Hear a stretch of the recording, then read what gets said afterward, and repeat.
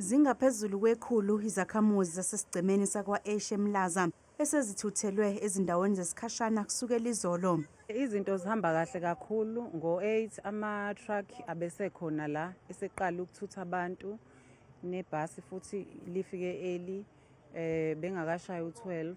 So abantu sebehambile-ke ama-truck awu-2 namanje futhi ukuthutha kusaqhubeka.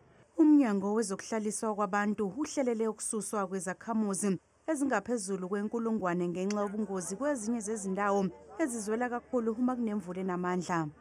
Into esizokwenzeka lezi zindlu lezi engasenabo abantu zizowiswa bese kukhishwa nezintambo zagesi uqinisekiswa ukuthi akekho umuntu ozophinda ahlale lapho ngoba phela imiphindi idilika indlu uma bese kuhlala abantu uzophinda futhi iqala omunye umsebenzi nokuthi makuhlala abantu ezindlini eseyidilikile omunye umsebenzi uzoqala nokuthi ke okunye agcizelelayo ukuthi ke kunabantwana asebehambile bayohlala le eManzimtoti njengoba ke bethuthelwe khona bashiya izikole ngapha ube nomhlangano ke wengamelwe u-HOD umbili ehlangene no-HOD wakwa Department of Education la exoxe khona kabanzi ngokuthi fanele kube khona scholar transport ukuze abantwana bakwazi ukuthi bathole indlela yokuthi baye ezikoleni.